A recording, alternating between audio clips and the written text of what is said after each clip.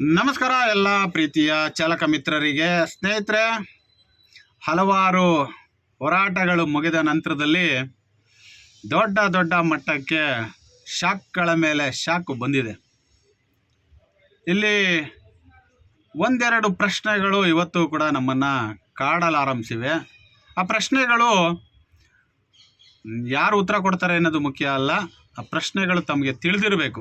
ಚಾಲಕರುಗಳಿಗೆ ಮುಂದಿನ ದಿನಗಳಲ್ಲಿ ಯಾರು ಕರೀತಾರೆ ಅವರನ್ನ ಈ ಕೆಲವೊಂದಿಷ್ಟು ಪ್ರಶ್ನೆಗಳಿದೆ, ಅದನ್ನು ತಾವುಗಳು ಪ್ರಶ್ನೆಗಳ ಮುಖಾಂತರವಾಗಿ ಕೇಳಬೇಕು ಅಂತೇಳಿ ನಾನು ಈ ವಿಡಿಯೋವನ್ನು ಮಾಡ್ತಾ ಇದ್ದೀನಿ.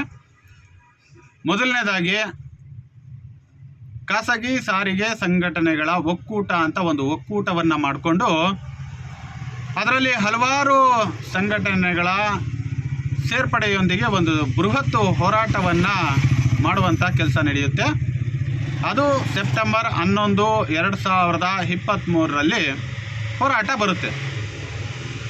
ಈ ಒಂದು ಹೋರಾಟ ಯಾವ ಮಟ್ಟಕ್ಕೆ ನಡೆಯುತ್ತೆ ಅಂದರೆ, ಇಡೀ ಬೆಂಗಳೂರನ್ನು ಸ್ತಬ್ಧ ಮಾಡುವಂತಹ ಒಂದು ದೊಡ್ಡ ಮಟ್ಟದ ಹೋರಾಟ ನಡೆಯುತ್ತೆ. ಈ ಹೋರಾಟದ ವೇದಿಕೆಗೆ ಮತ್ತು ಬೆಂಗಳೂರು ಯಾವ ಮಟ್ಟಕ್ಕೆ ಸ್ತಬ್ಧವಾಗ್ತಾ ಇದೆ ಅಂತ ತಿಳಿದಂತಹ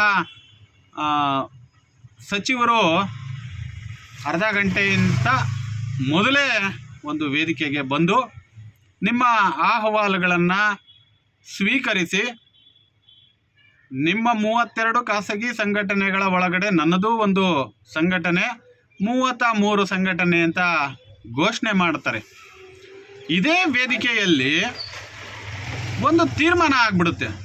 ಏನು ತೀರ್ಮಾನ ಆಗುತ್ತೆ ಅಂದರೆ, ಇದು ಖಾಸಗಿ ಸಾರಿಗೆ ಸಂಘಟನೆಗಳ ಪೂರ್ವಭಾವಿ ಸಭೆಗಳು ಏನು ನಡೆಯುತ್ತೆ, ಆ ಒಂದು ಸಭೆಯಲ್ಲಿ ಇದ್ರ ಬಗ್ಗೆ ಎಲ್ಲೂ ಕೂಡ ಚರ್ಚೆ ಆಗಿರೋದಿಲ್ಲ. ಅವತ್ತು ಒಂದು ಸಂಘಟನೆಯ ನಾಯಕರು ಮೈಕನ್ನು ಹಿಡ್ಕೊಂಡು ಘೋಷಣೆಯನ್ನು ಮಾಡ್ತಾರೆ.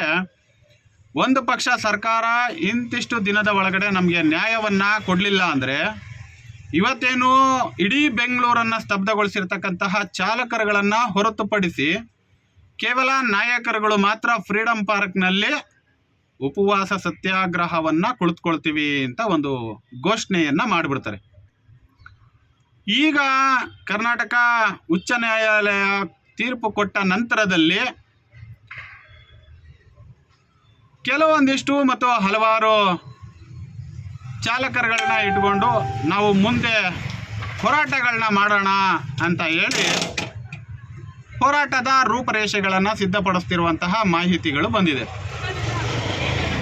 ಈಗ ನಾವು ಹೇಳ್ತಕ್ಕಂಥದ್ದು ಸೆಪ್ಟೆಂಬರ್ 11, 2023ರಲ್ಲಿ ಬೃಹತ್ ಮಟ್ಟದ ಹೋರಾಟ ಸಕ್ಸಸ್ ಅಂತ ತಾವುಗಳೇ ಘೋಷಣೆ ಮಾಡಿದ್ದೀರಾ.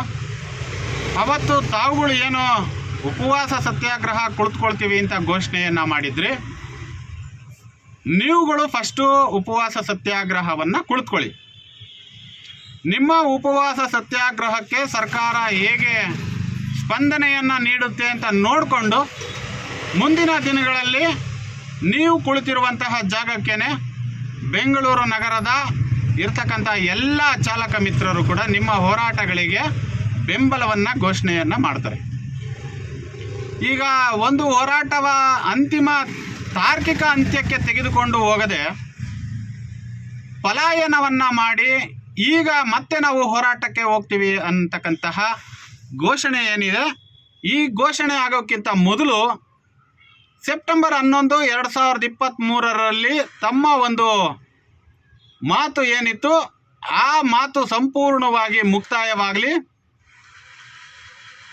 ಅವತ್ತಿನ ಮಾತು ಮುಕ್ತಾಯವಾದ ನಂತರದಲ್ಲಿ ಮುಂದಿನ ತಮ್ಮ ನಡೆ ಫ್ರೀಡಂ ಪಾರ್ಕ್ನ ಕಡೆ, ಅದು ಉಪವಾಸ ಸತ್ಯಾಗ್ರಹಕ್ಕೆ.